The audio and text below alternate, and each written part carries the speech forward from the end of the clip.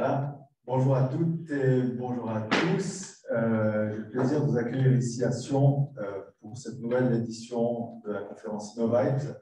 Un salut particulier aux gens qui nous écoutent en ligne depuis les quatre coins de la Suisse romande. Donc, c'est un plaisir de vous accueillir ici en présentiel ou en ligne pour cette nouvelle conférence organisée par la Fondation DIARC. Je m'appelle Cédric Lisier, je suis en charge de tout ce qui est communication et marketing pour la Fondation DIARC. Je me permets de vous donner quelques mots d'introduction en lien avec justement l'organisatrice qui est la Fondation DIARC. Vous avez quelques éléments à l'écran sur ses missions au quotidien, à savoir que la Fondation est au contact tous les jours de PME, de start-up. Le but, c'est vraiment d'accompagner ces entreprises dans leurs efforts d'innovation, de digitalisation et d'accès aussi aux nouvelles technologies. Donc, on accompagne une centaine d'entreprises chaque année, et ce, depuis 2004. Et comment est-ce qu'on fait ça? Donc, on a notamment des sites technologiques répartis tout au long du Rhône. Vous avez la carte derrière moi. Et je me permets juste de faire un petit focus aujourd'hui sur le lieu qui nous accueille, le campus Énergie-Police, qui accueille une haute école, qui est la HESSO Valais, l'EPFL et la Fondation DIARC. Et ça crée une sorte d'écosystème d'innovation qui permet vraiment de donner de la visibilité à ces technologies, à cette recherche aussi, et également qui donne un accès privilégié aux entreprises pour accéder à de nouvelles technologies et à de l'innovation. Donc, on est particulièrement fiers d'être ici sur ce site en tant que Fondation DIARC. On a une dizaine de startups présentes dans notre incubateur, 4 étages plus haut. Donc, n'hésitez pas aussi à venir visiter ces entreprises et ce savoir-faire. Sur le site, on va également déployer très prochainement un nouveau pôle d'innovation en lien avec la transition énergétique qui s'appelle Innovarc. Et là, on va pouvoir développer aussi avec des entreprises, des startups et de la recherche des projets très intéressants dans le domaine de la transition énergétique qui va nous occuper aujourd'hui aussi avec la conférence qui va suivre. Vous avez ici un petit résumé encore des différents sites qui sont répartis entre Monté et Viège, à chaque fois avec les points forts de chaque région, notamment pour ce qui est de Viège et de Monté, tout ce qui touche aux biotechnologies. C'est logique que ces sites technologiques de DIARC soient à cet endroit. Quelques mots brièvement aussi sur les conférences InnoVibes. Ça fait quelques années maintenant qu'elles sont en place. Le but, c'est vraiment d'échanger, de faire éclore le plus loin possible ces vibes d'innovation. Donc, c'est pour ça qu'on essaie aussi de trouver des thématiques actuelles et de vous réunir au même endroit pour en parler. Nous avons fixé déjà les prochaines dates que vous avez à l'écran derrière moi, donc n'hésitez pas à en prendre note pour les prochaines éditions qui auront lieu après les vacances d'été. Et la particularité de ces InnoVibes, c'est que c'est vous qui choisissez les thématiques et ou les orateurs du jour. Pour les habitués, je pense que vous connaissez le principe. Vous pouvez aller directement sur le site InnoVibes et mettre des petites étoiles ou alors proposer des thématiques et des orateurs qui ne sont déjà pas prédéfinis. Et ça nous permet d'avoir à chaque fois des thématiques qui intéressent les gens. Et aujourd'hui, on va parler de transition énergétique sous l'angle plutôt économique. Tout le monde parle de cette fameuse transition énergétique, mais finalement, quelles sont les plus-values pour les entreprises? Est-ce qu'économiquement, ça vaut la peine de faire des efforts au niveau transition énergétique? Pour le climat, on sait que ça vaut la peine, mais pour le quotidien de vos entreprises, de vos employés, qu'est-ce que ça apporte? Donc, pour ça, on a trouvé l'expert idéal qui est Martin Kernen, donc, qui représente aujourd'hui la ENEC, mais qui est aussi bien impliqué dans un bureau que vous connaissez certainement en Suisse romande, bureau d'études qui s'appelle Planer. Et c'est lui qui va nous parler un petit peu de ces thématiques-là et nous donner un maximum d'éléments concrets, chiffres à l'appui, pour démontrer que la transition énergétique est aussi et surtout une affaire de PME et d'entreprises en Valais comme ailleurs. Donc voilà, Martin, je vais vous passer la parole d'ici quelques secondes. Je rappelle juste aux personnes qui sont en ligne, vous pouvez sans autre poser vos questions sur le chat de Zoom. Je les retransmettrai à Martin en fin de séance. Bien entendu, vous qui êtes dans la salle, vous pourrez poser toutes vos questions à la fin de la présentation de Martin. Voilà, Martin, je vous laisse le micro, la télécommande et je vous prépare les slides. Merci beaucoup pour cette introduction. Bonjour à tous, je suis très heureux d'être ici dans un haut lieu de l'innovation en Valais et pour toute la Suisse romande d'ailleurs. Et puis, comme ça a déjà été dit, l'innovation a un très grand rôle à jouer dans la transition énergétique. Par contre, ma présentation va plutôt se focaliser sur finalement l'implémentation de ces innovations et de ce qu'on connaît déjà jusqu'à présent au sein des entreprises, qu'elles soient grandes ou petites. Je vais vous présenter ça au nom de l'Agence d'énergie pour l'économie, dont je suis responsable pour la Suisse romande. Je vous indiquerai après un peu qui nous sommes et quelles sont nos prestations. Mais j'aimerais commencer par une première réflexion, c'est que j'ai intitulé Chère énergie. Ce n'est pas pour rien, c'est que l'énergie, elle nous est chère tout simplement parce que la Suisse dépense actuellement environ 10 milliards de francs par année d'achat d'énergie à l'extérieur, donc c'est des montants extrêmement importants. On sait aussi que la situation elle a changé drastiquement ces derniers temps. Donc, d'une part, avec menaces de contingentement, voire de pénurie d'électricité, des menaces aussi sur l'approvisionnement en gaz naturel. Tout ceci, avec la reprise économique, a engendré une très forte augmentation des prix des énergies. On parle de x3, x4, donc c'est des prix qui sont extrêmement, dont l'augmentation était extrêmement forte ces derniers mois. Et ça, c'est un aspect qui est très important pour les entreprises en termes d'achat de services et d'énergie.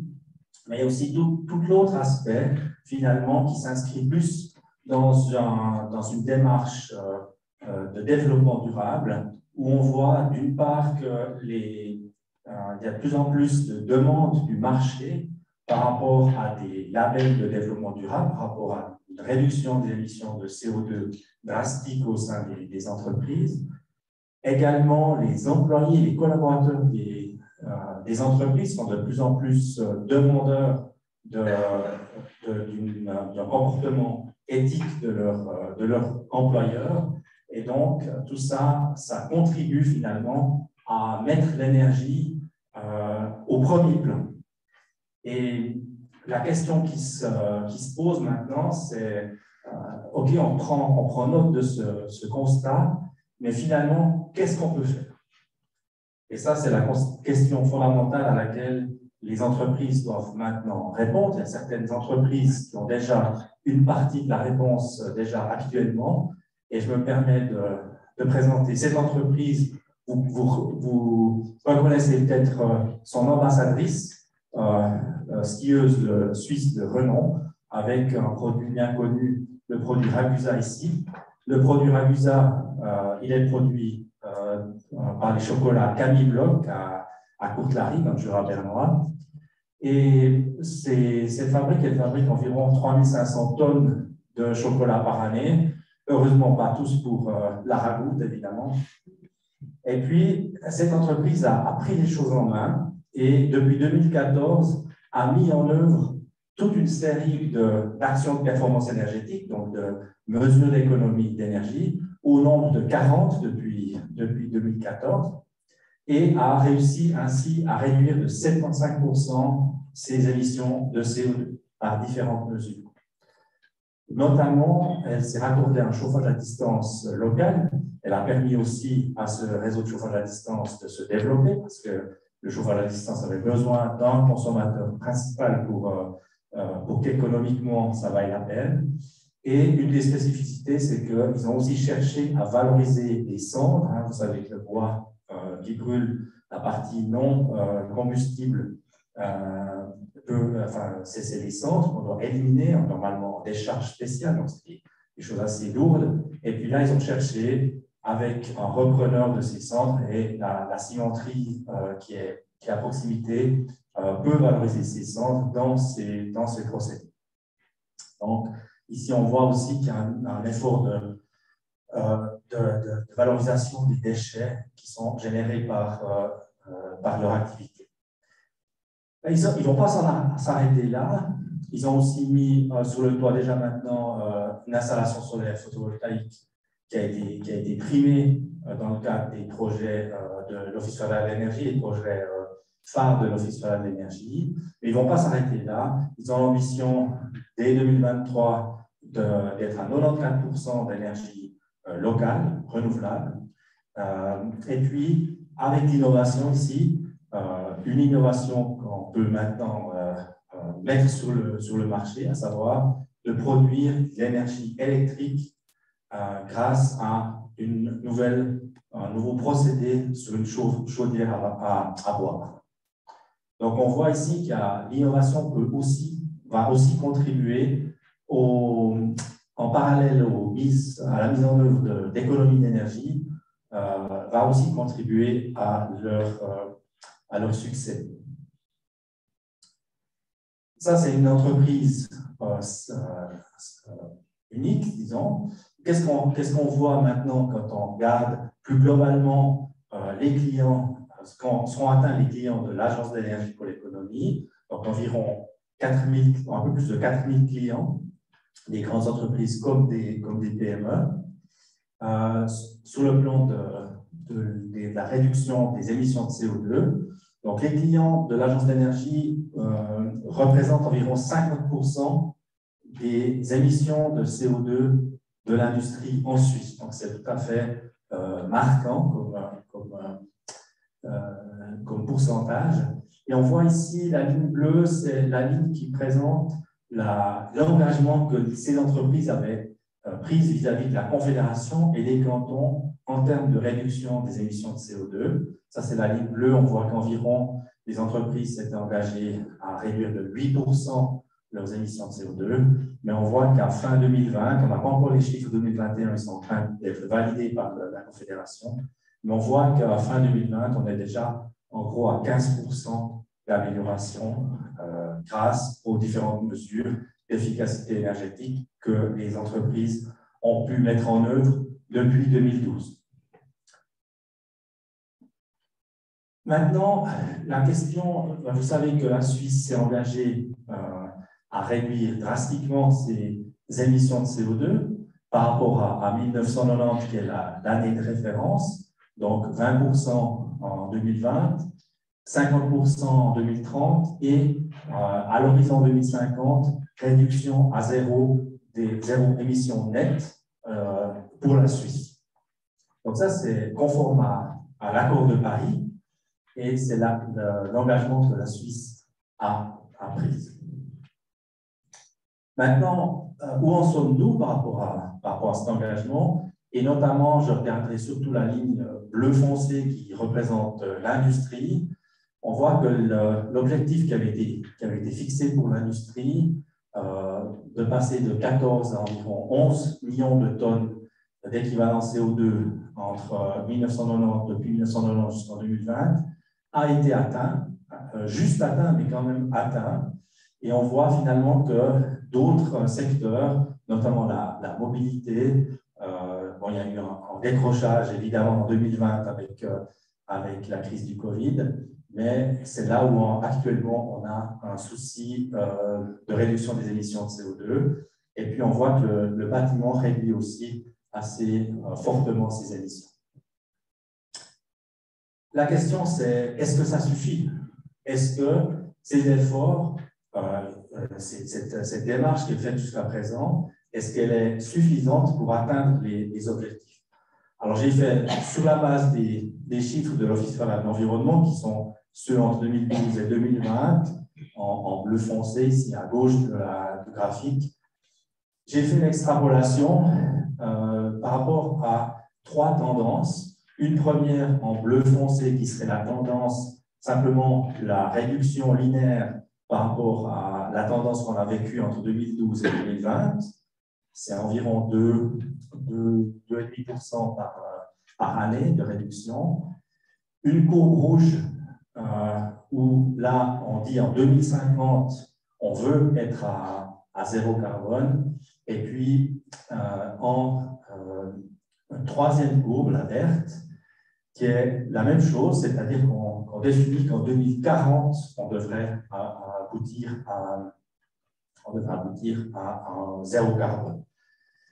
Parce que dans la future loi, enfin dans le projet de loi de CO2 qui va venir à partir qui sera débattu cet automne ou cet hiver ou au printemps prochain par le Parlement, il y a cette idée que l'industrie réduit ses émissions à zéro d'ici 2040. C'est ce qui serait demandé à l'industrie dans le cadre de cette future loi sur le CO2.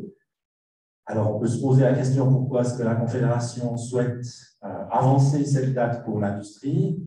On peut y voir une certaine logique parce qu'on sait très bien que pour les bâtiments, ce sera très difficile, vu le taux de rénovation, le taux d'assainissement des bâtiments qui prend beaucoup de temps. Ce sera très difficile d'atteindre le zéro carbone en 2050. Donc, les offices fédéraux souhaitent que l'industrie en fait montre la voie et des objectifs plus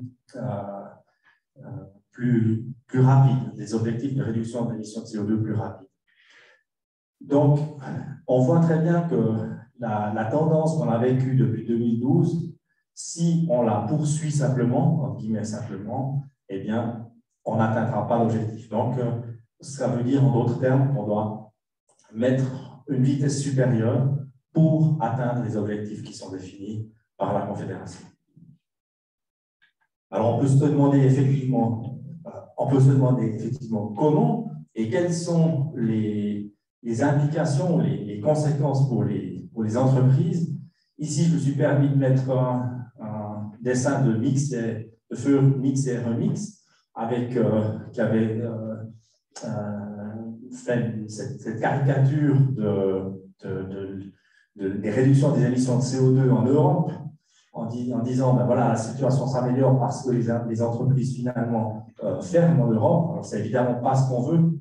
Ce qu'on veut, c'est que les entreprises suisses puissent continuer à se développer, puissent continuer à maintenir leur place au sein de l'économie, parce que de toute façon, si on ferme ici, ben, ce sera produit ailleurs, et évidemment, on a avantage à maintenir la production chez nous, réduire nos émissions de CO2 chez nous. Donc, c'est exactement ce qu'on ne souhaite pas, et c'est la question de fond, c'est comment est-ce qu'on arrive à atteindre ces objectifs sans précarité la place économique suisse.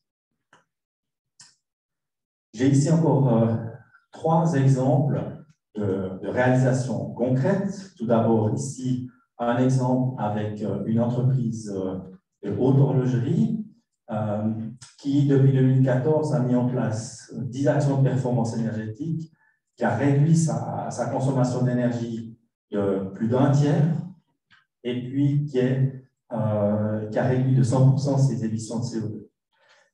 Et je vous ai mis ici un tableau qui résume les principales mesures, il y en a d'autres, puisqu'il y en a 10, les principales mesures d'amélioration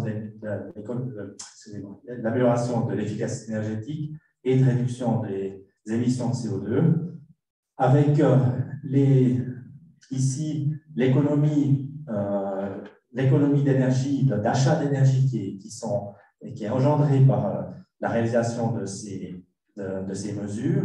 Ici, le coût d'investissement des mesures elles-mêmes, et puis finalement, le temps de retour sur investissement, ici à droite.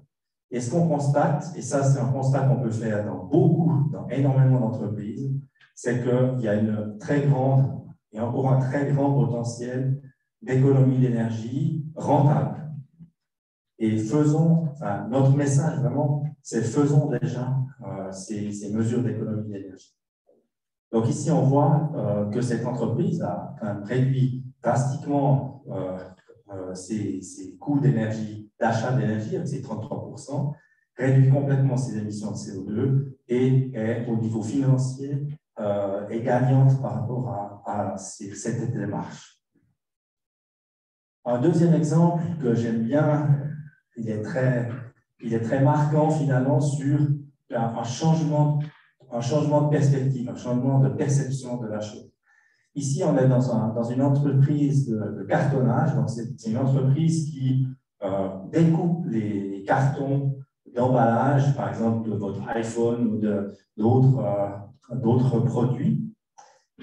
Et donc, évidemment, ça génère des déchets.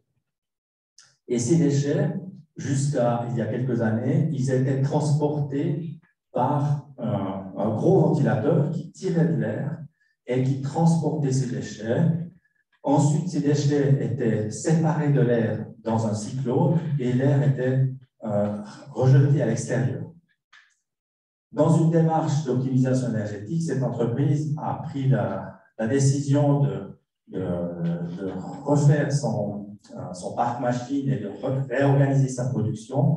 Et dans ce cadre-là, elle a étudié d'autres possibilités de transporter ces déchets. Et elle a choisi un système qu'on voit ici sur le haut de la photo. C'est un système de transport des cartons à bande. Et avec ça, elle a réussi à diviser par 10 la consommation qui était nécessaire, la consommation d'énergie électrique nécessaire pour transporter ces déchets. Et puis l'autre conséquence qui était assez inattendue, c'est quand elle a mis en service cette nouvelle installation, les voisins ont pensé que l'entreprise était fermée, avait fait faillite. Tout simplement parce qu'il n'y avait plus de bruit. Donc ils avaient réussi, d'une pierre deux coups, si on veut bien, à aussi réduire drastiquement les nuisances pour les voisins grâce à cette installation. Alors, ils auraient très bien pu s'arrêter là, c'est un chiffre magnifique, puisqu'on divise par 10 l'énergie qu'il faut pour faire le même travail. Mais ils sont allés un pas plus loin, et on voit ici sur la photo du bas qu'ils ont aussi réfléchi à une nouvelle presse à balles. Donc, il faut savoir que ces déchets ils sont réutilisés ensuite, hein, c'est un recyclage du carton. Ils sont renvoyés pour refaire du carton à neuf. Et il faut presser ces déchets de carton, les lier, comme on voit ici, pour qu'ils puissent être renvoyés dans l'usine qui va les retraiter. Et donc, et là, c'est là où on vient aussi avec l'innovation. Ils ont trouvé un fabricant de presse à balles, donc cette machine en jaune ici, dont la capacité de compression et de coupage du carton permettait de diviser par 4 la consommation de la machine. Donc on voit, ils sont allés vraiment, c'est ça qui me plaît dans cet exemple, et c'est un exemple parmi tant d'autres, ils sont vraiment allés au bout de la démarche. Ils ont été regardés, quand ils ont, à l'occasion de l'achat d'un nouvel équipement, ils sont allés regarder quelles étaient les meilleures alternatives, et ils ont choisi celle qui était la plus économique, parce que non seulement elle était un peu plus chère que la machine standard, mais l'économie d'électricité d'environ 350 000 kWh par année, 70 000 francs par année, leur a permis de rentabiliser la machine complète sur 5 ans. Donc on voit de nouveau là qu'il y a une concordance complète entre l'économie d'énergie et l'économie financière de l'entreprise. Un autre exemple que j'aime bien montrer, alors d'abord j'aime bien montrer parce qu'il y a plein de courbes là-haut, je reste un ingénieur, donc j'aime bien toutes ces courbes, mais au-delà de ça, c'est un cas qu'on retrouve très souvent. C'est un cas où finalement l'entreprise elle a acheté un équipement qui est au top. Elle a acheté une bonne pompe chez le bon fournisseur qui a un bon rendement, etc. Elle a mis, pour l'entraîner, elle a mis un moteur électrique peut-être IE4 qui a aussi un très bon rendement. Et puis finalement, quand nous on vient et puis on mesure ça sur le terrain, ben, au lieu de trouver peut-être 80% de rendement, eh bien tout à coup on trouve 20%, 30%. Voilà. Donc, ce que je veux dire par là, c'est que l'investissement qui a été fait par l'entreprise, qui est réel, puisqu'elle a changé sa pompe, elle a changé son moteur, eh bien, ne se retrouve pas forcément dans les économies d'énergie. On est obligé d'aller un pas plus loin en analysant finalement pourquoi on n'atteint pas les objectifs en termes d'économie d'énergie. Et c'est la raison pour laquelle je vous ai mis ce joli graphique.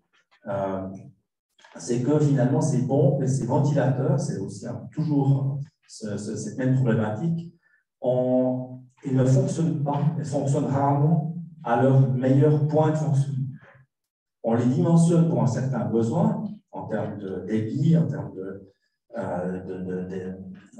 d'augmentation de la pression, comme il se doit, mais au final, c'est ce qu'on voit ici, c'est qu'on a dimensionné la courbe en haut verte et rouge, on l'a dimensionné pour une situation initiale qui était là, et puis finalement, elle fonctionne complètement à un autre rendement, donc elle fonctionne peut-être à 50% de son rendement. Je ne sais pas si j'ai été clair. Le message, c'est vraiment, on voit beaucoup de potentiel d'économie d'énergie encore rentable, restant, même pour des entreprises qui ont fait déjà pas mal de choses, mais ça nécessite d'aller un pas plus loin, ça nécessite de mesurer aussi les choses. Alors ici, une pompe, mais aussi typiquement le fonctionnement on a beaucoup de machines-outils aussi qui ont une consommation énorme d'air comprimé, une consommation énorme de refroidissement de l'huile de coupe, par exemple, et on peut, grâce à la mesure, au mesurage du fonctionnement de ces installations, on peut proposer des mesures d'économie d'énergie rentables aussi sur ces équipements. Ici, on voit les nouvelles pompes bien dimensionnées ici sur la photo qui part. Alors, je reviens un peu en arrière en vous disant, en présentant très brièvement qui nous sommes, qui est l'Agence d'énergie pour l'économie. Alors, c'est une agence qui a été créée au début des années 2000. On a fêté l'année passée les 20 ans d'activité de l'Agence d'énergie, qui a été créée par les grandes associations, les faîtières économiques suisses. Donc, il y a l'Économie suisse, il y a l'USAM, il y a tout un panel de grandes entreprises, de grandes associations économiques suisses qui se sont regroupées pour créer cette fondation à but non lucratif pour soutenir les entreprises dans leur démarche d'efficacité énergétique, de réduction des émissions de CO2. Et cette entité elle est basée à Zurich et elle est composée d'environ 6 personnes qui travaillent à Zurich. Et puis sinon, toutes les autres personnes que vous voyez à gauche ici sont les conseillers de l'Agence d'énergie, j'en fais partie, qui vont sur le terrain et qui vont conseiller sur le terrain les différentes entreprises, les différentes entreprises clientes. Et c'est des membres de bureaux d'ingénieurs qui sont actifs sur toute la Suisse auprès des entreprises. Donc, c'est une entreprise quasi virtuelle, puisqu'il n'y a que 6 employés et une centaine de conseillers qui sont actifs au sein de bureaux d'ingénieurs indépendants. Quelques chiffres ici, je vous ai déjà dit qu'on avait plus de 20 ans d'expérience, on avait plus de 4000 participants. Peut-être un élément qu'on voit ici en haut, les 3960, environ 4000 gigawattheures d'énergie économisée, 4 TWh. C'est le même ordre de grandeur que ce qui nous manque en hiver en termes d'électricité par rapport à l'importation d'électricité dont la Suisse a besoin. Donc on voit que l'ordre de grandeur est tout à fait impressionnant sur l'addition de l'effet des mesures de ces 4000 entreprises en termes d'efficacité énergétique. On voit aussi que ici, ça représente les domaines sur lesquels on agit, où on conseille nos clients. on voit qu'il y a des choses qui sont assez standards, comme sur l'enveloppe du bâtiment, sur l'achat d'éco-électricité ou la production d'énergie renouvelable, la substitution d'énergie non fossile par d'énergie non fossile, etc., etc. Les utilités comme le froid, la ventilation, le chauffage. Et puis ce qui est marquant ici, c'est finalement les grandes mesures, les mesures les plus importantes, elles se font sur les procédés eux-mêmes. Et c'est là qu'on a, je pense, on a une vraie plus-value au niveau du conseil, c'est que comme c'est une démarche que je vous montrerai juste après, une démarche sur le moyen terme, puisqu'on parle d'une démarche sur 10 ans avec la convention d'objectifs, eh bien, on peut s'intéresser avec les clients à comment fonctionne leur procédé et les conseiller pour améliorer leur procédé.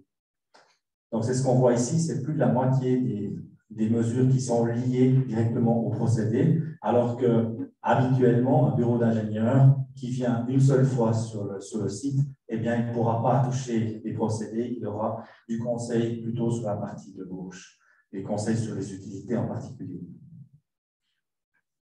On essaye aussi de favoriser l'échange d'expériences. On voit ici par différents biais.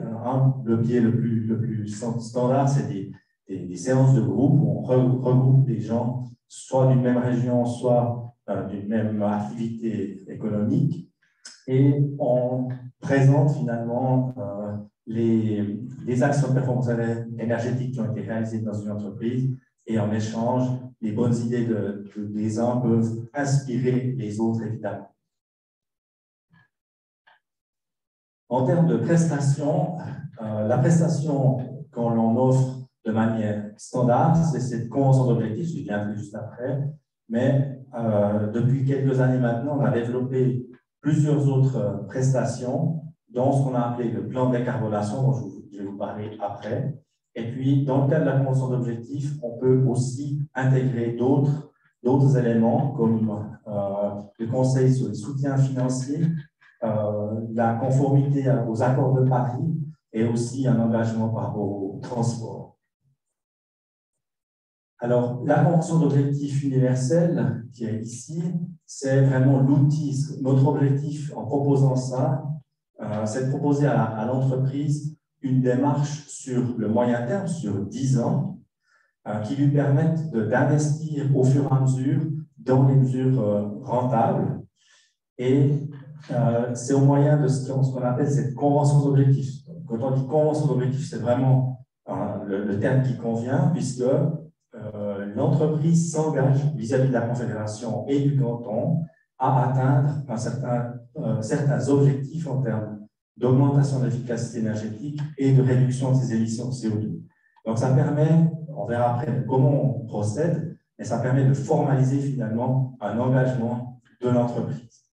Et je dirais que c'est depuis le départ, mais c'est encore plus vrai actuellement, c'est très important qu'il y ait un engagement formel de l'entreprise, parce que cet engagement formel, il engage la direction de l'entreprise. Et une fois que la direction de l'entreprise s'est engagée, eh bien, elle est beaucoup plus à même aussi de débloquer les moyens, qu'ils soient humains ou financiers, pour que les choses avancent. On a trop vu aussi, en tant que bureau d'ingénieur, on le remarque encore actuellement, des responsables énergie qui sont aussi responsables de la santé, de la sécurité, des bâtiments, etc., qui n'ont absolument pas de temps à consacrer à faire évoluer les choses, et en plus qui sont, même s'ils sont de bonne volonté eux-mêmes, ils nous disent toujours, ouais, mais moi je demande à mes collègues d'éteindre la lumière, puis de fermer les portes, ça ne change rien parce que finalement, il n'y a pas de décision de la direction. Et avec une convention d'objectifs, ben, c'est le moyen aussi d'engager la direction de l'entreprise à réduire ses émissions de CO2,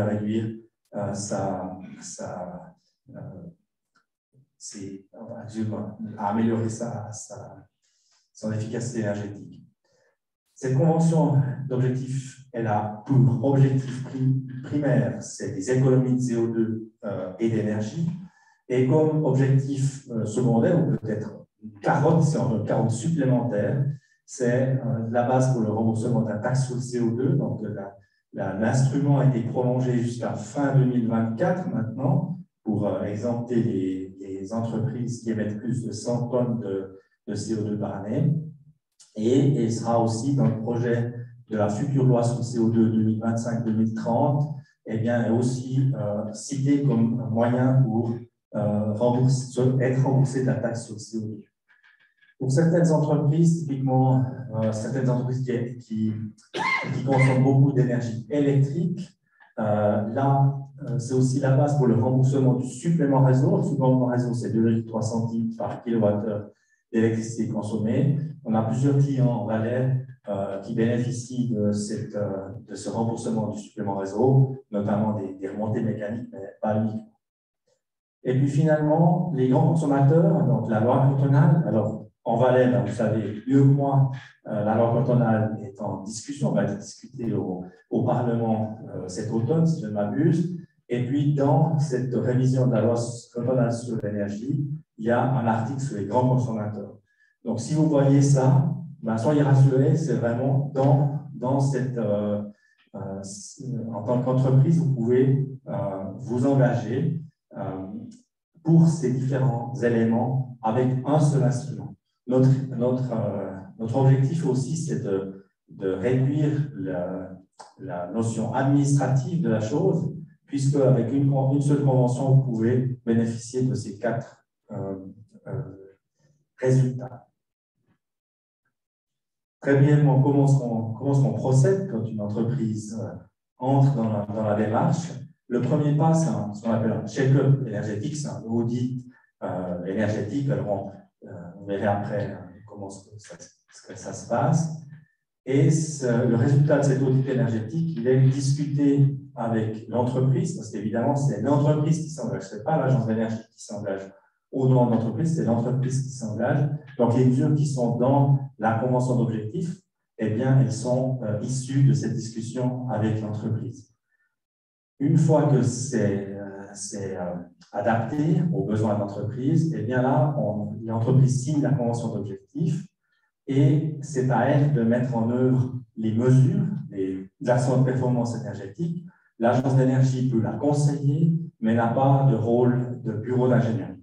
Ça, c'est vraiment laissé au libre choix de l'entreprise. Et puis finalement, l'agence d'énergie revient une fois par année sur le site, discuter avec l'exploitant pour voir si l'entreprise atteint les objectifs qu'elle s'est fixés, si des mesures n'ont pas été mises en œuvre, pourquoi elles n'ont pas été mises en œuvre, qu'est-ce qui a bloqué, comment est-ce qu'on peut faire pour les débloquer, et puis venir aussi avec d'autres idées, peut-être que des choses que le conseiller de l'agence a pu voir appliquées dans d'autres entreprises puissent aussi être appliquées dans l'entreprise concernée. Donc ça, c'est le suivi annuel, le monitoring. Et puis le label, ça peut servir à certaines entreprises par rapport en interne, mais aussi en externe par rapport au marché public certaines fois. Donc la première étape, c'est vraiment cette analyse sur site. Alors c'est du ressort finalement de nos conseillers qui sont issus des bureaux d'ingénieurs locaux. Et puis on voit ici, on a élaboré aussi un outil qui regroupe plus de 300 mesures, 300 actions de performance énergétique standard, ce qui permet à l'ingénieur d'éviter de devoir recalculer lui-même. Il a un outil validé par la Confédération qui lui permet de calculer rapidement l'effet des différentes mesures. Et c'est à lui ensuite d'évaluer les coûts pour élaborer ou déterminer le temps de retour sur investissement de la mesure.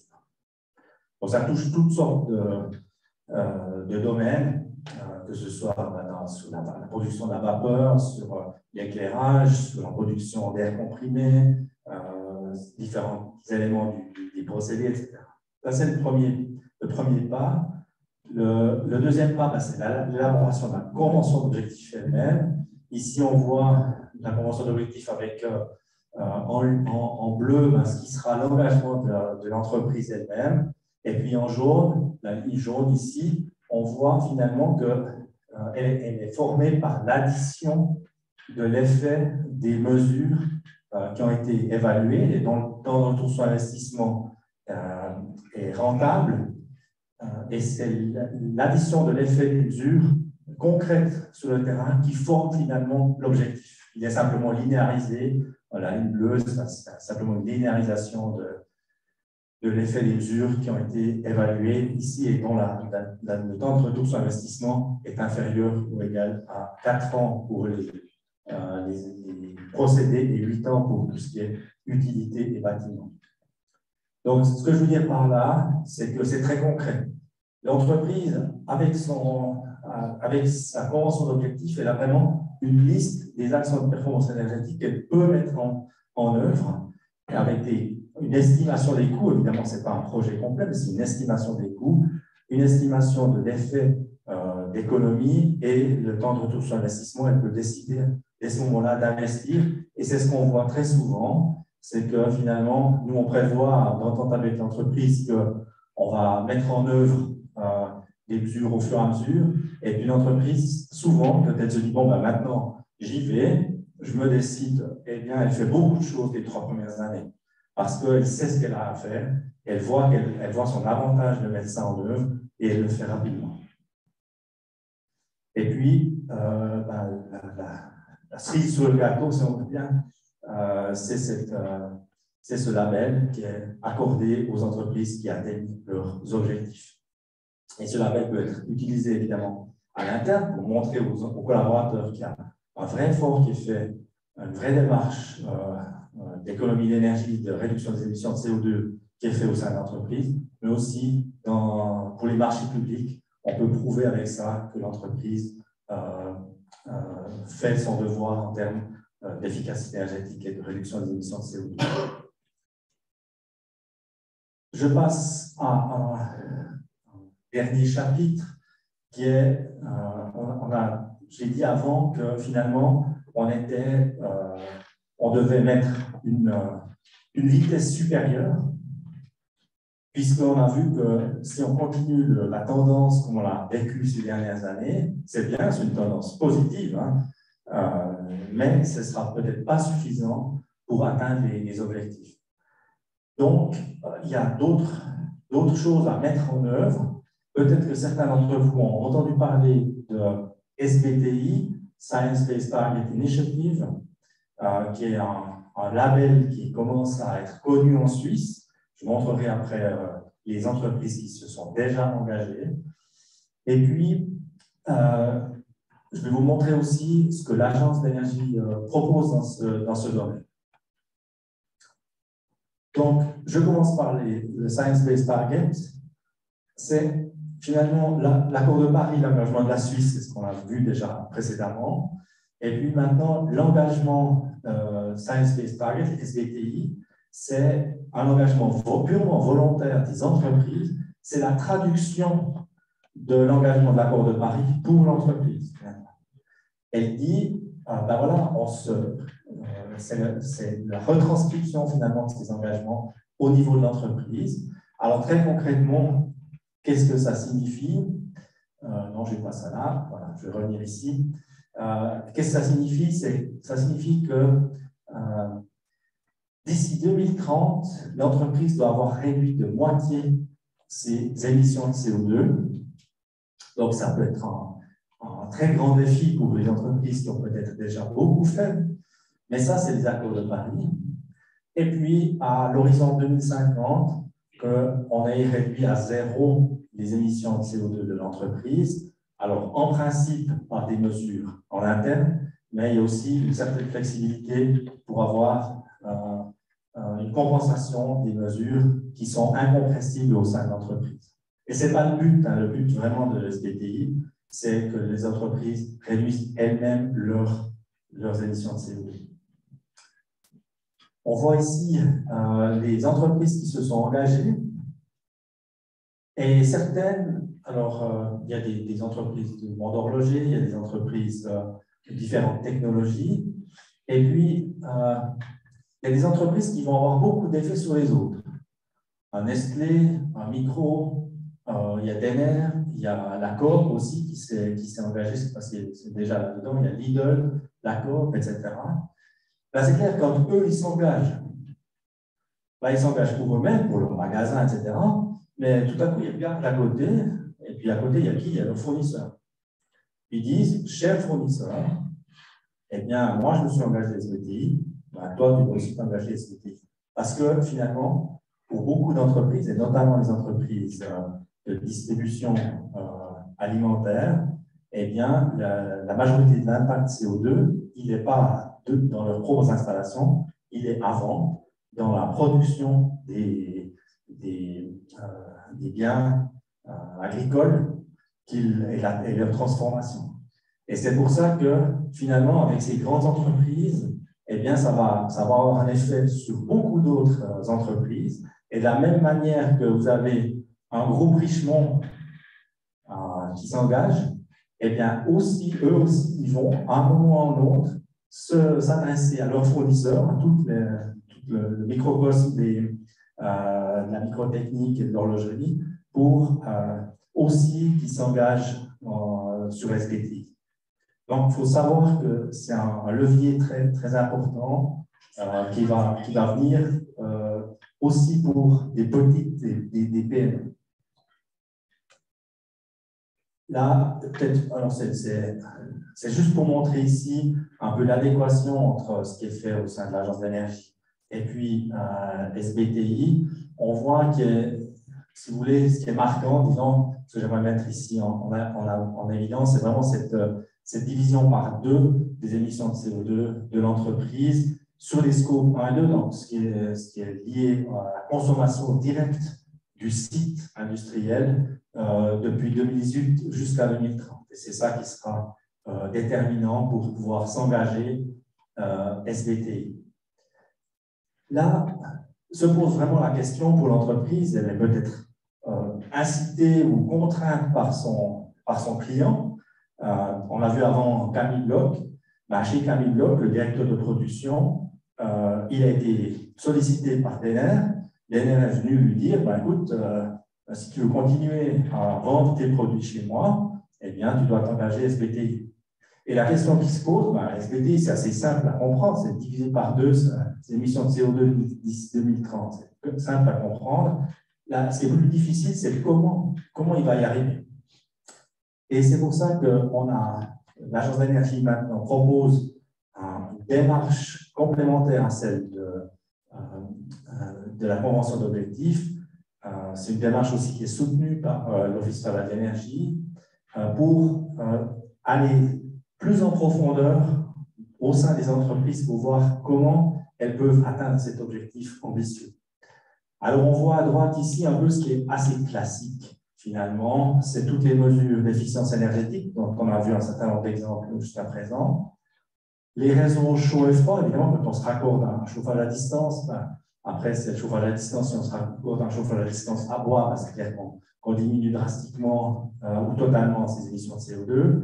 Les nouveaux agents énergétiques, l'intégration de photovoltaïque, l'intégration d'une chaufferie à bois, d'une pompe à chaleur, par exemple. Donc ça, c'est ce qui est assez classique ici, et qui est déjà inclus finalement dans notre conseil quand on parle de la convention d'objectifs. Par contre, ce qui est à gauche, ça c'est beaucoup plus ambitieux, si on veut, on commence à questionner comment les produits sont fabriqués, parce qu'on sait que certains produits, suivant comment ils sont fabriqués, suivant quelles sont les contraintes au niveau de température, etc., eh bien, ils auront beaucoup plus de dépenses d'énergie que des produits qui sont déjà conçus à la base pour être moins gourmands en énergie à fabriquer.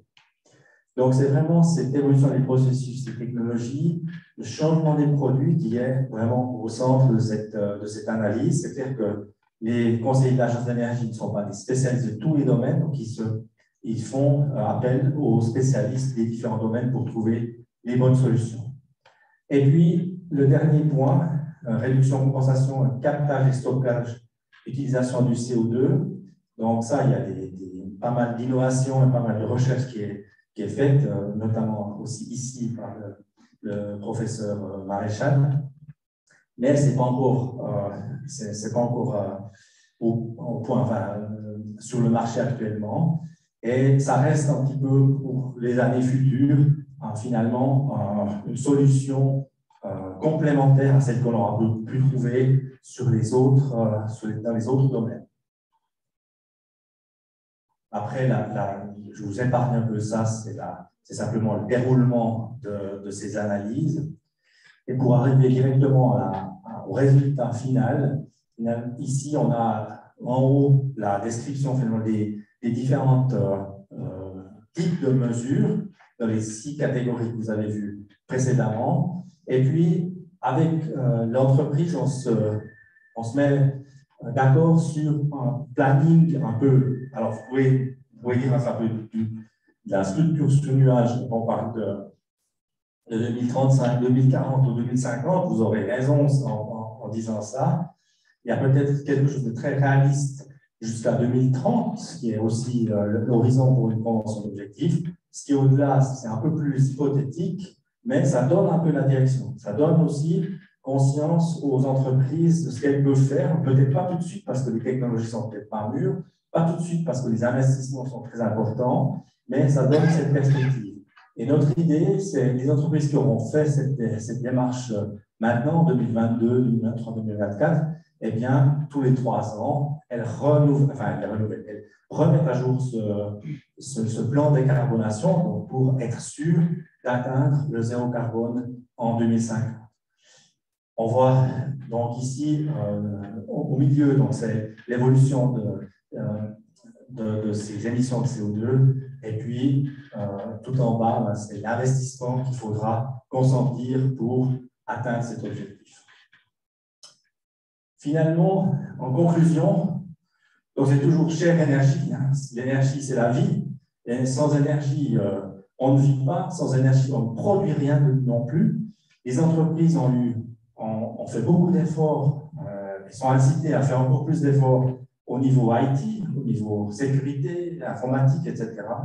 Eh bien, je pense que maintenant est venu aussi le moment qu'elles prennent en main leur destinée en termes énergétiques. Les outils sont là pour la plupart. Ce qui est important, j'ai mis ici deux éléments qui me semblent très importants. La première, c'est que le potentiel d'économie d'énergie est encore énorme. On en parle vraiment en connaissance de cause parce que chaque fois qu'on est dans une entreprise, même une entreprise qui a déjà fait beaucoup de choses, on voit des nouveaux potentiels. Et comment est-ce qu'on y arrive? C'est avec une meilleure connaissance de ce qui se passe dans l'entreprise. C'est pour ça que j'ai pris l'exemple d'un magnifique abricotier valaisan pour dire que finalement, il y a des fruits qu'on voit tout de suite, les low-hanging fruits, c'est ceux qu'on a peut-être déjà cueillis. Et peut-être qu'il y a aussi des fruits qui sont cachés dans le feuillage. Ils sont aussi atteignables, ils sont aussi rentables, mais simplement, il faut soulever le feuillage pour les découvrir. Il faut analyser il faut avoir une meilleure connaissance de ces procédés, il faut avoir une meilleure connaissance de comment on consomme pour pouvoir les découvrir. Donc ça, c'est vraiment très important, c'est le monitoring énergétique qui va pouvoir identifier des nouveaux potentiels d'économie d'énergie. Et puis, évidemment, qu'il y a l'arrivée sur le marché de nouvelles technologies, là on parle vraiment d'innovation, qui permettent de mettre en œuvre de nouveaux potentiels qui étaient inexistants auparavant. On parle beaucoup de photovoltaïque à juste titre. Dans les entreprises, ça deviendra quelque chose de totalement standard, ou c'est déjà en train de devenir quelque chose de totalement standard, parce que ça permet d'augmenter l'autonomie de l'entreprise, donc se libérer en partie de la fluctuation des prix et d'un éventuel contingentement d'électricité. Mais il n'y a pas que ça, évidemment. Il y a aussi l'hydrogène, il y a aussi le développement qui est fait en Valais par Studerinotech, par exemple, qui est ici dans la salle. Il y a aussi d'autres choses qui paraissent complètement anecdotiques, mais je me permets ici de le montrer. C'est une entreprise qui fabrique des outils de taillage, de taille de pièces, et ils ont inventé une nouvelle manière de refroidir l'outil de coupe ici, l'outil de taille, et ça permet de réduire drastiquement les besoins énergétiques de la machine-outil qui utilise leur système. Donc Donc, on voit que l'innovation, elle a encore un immense rôle à jouer. Et je me réjouis chaque fois d'entendre les gens me parler de leur innovation, parce que c'est avec ça qu'on va aussi pouvoir avancer. Et ma conclusion maintenant, c'est que c'est le moment pour les entreprises de prendre ça en main. Il y a un intérêt économique pur à le faire, au-delà, évidemment, un intérêt aussi écologique, hein, c'est évident, mais également économique. Voilà, je vous remercie de votre attention.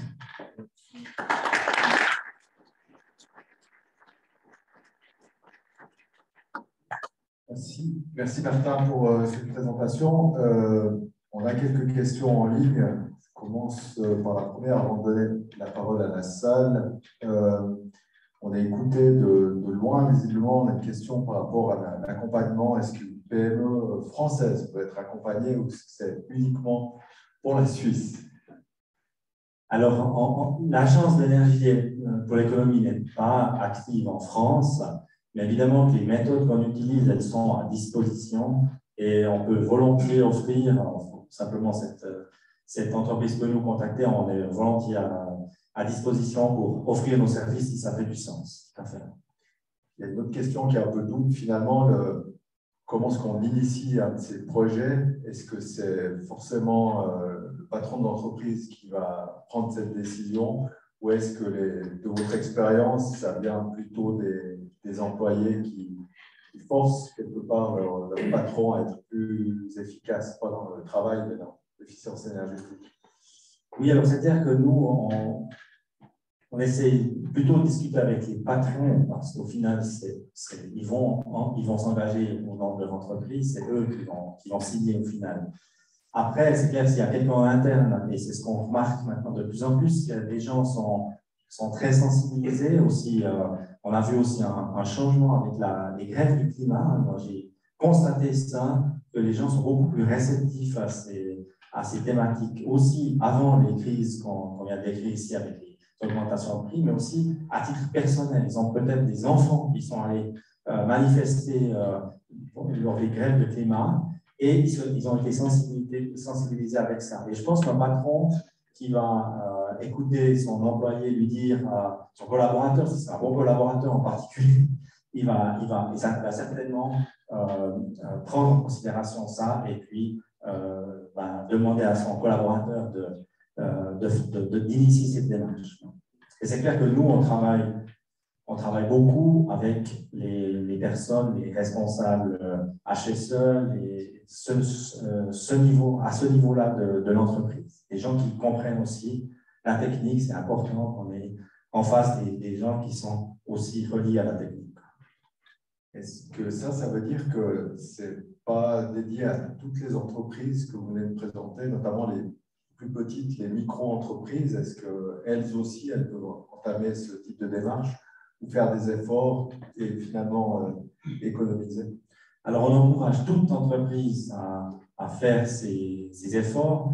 C'est clair qu'à un moment donné, les tout petites, c'est clair que les coûts de conseil seront trop importants vis-à-vis des économies d'énergie qu'on peut escompter.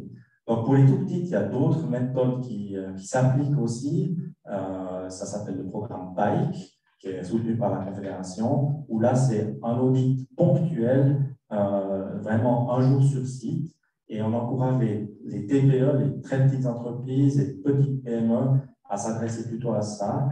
Nous, on vient plutôt pour les PME qui ont déjà 100 000 francs, 50 000, entre 50 et 100 000 francs de dépenses énergétiques annuelles.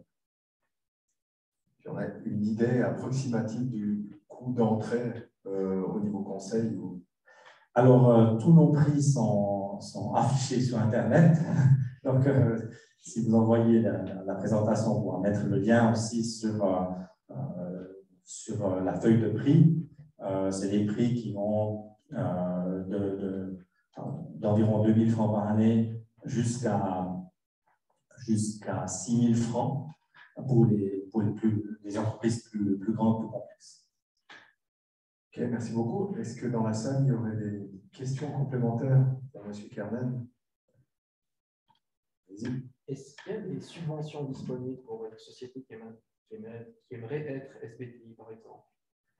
La question porte sur des, je répète, pardon, pour les gens qui sont en ligne, sur les subventions possibles, notamment pour la partie SBTI.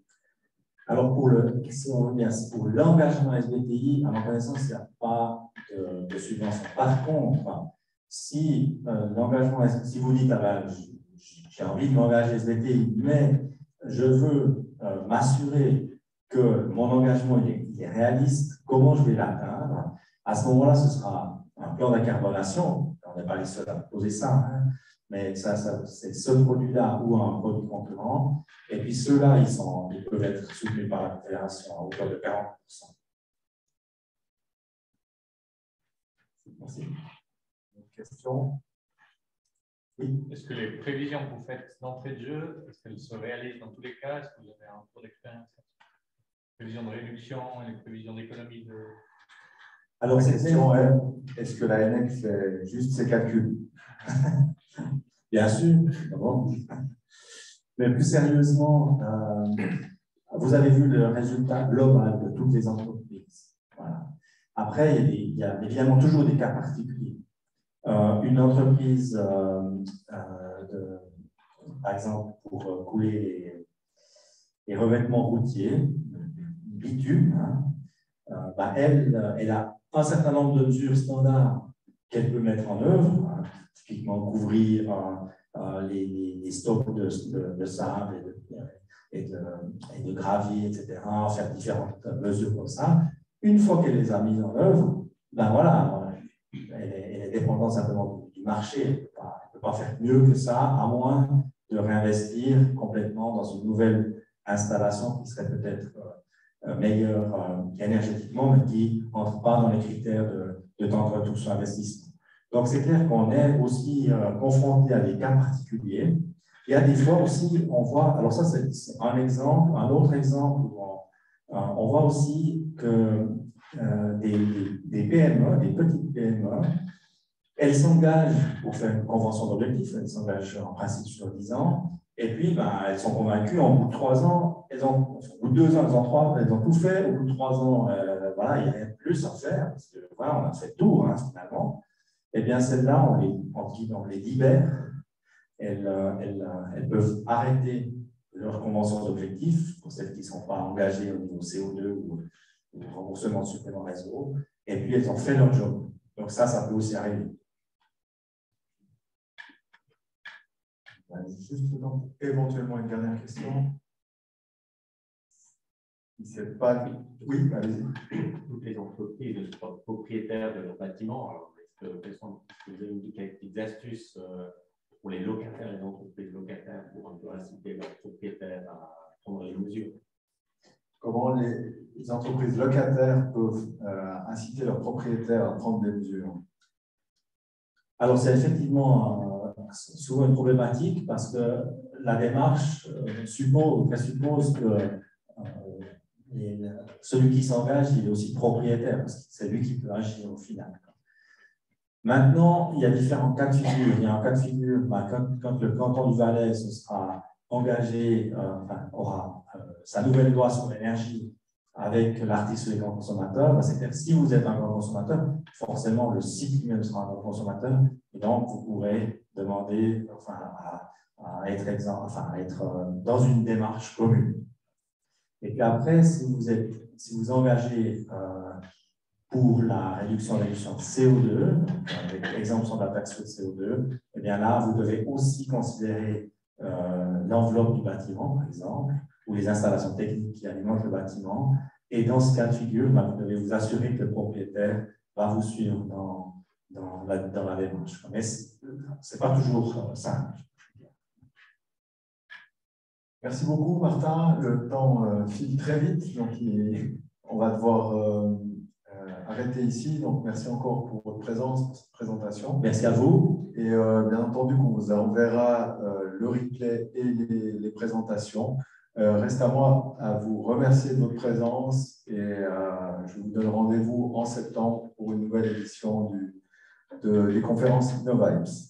Bonne journée à toutes et à tous et à bientôt.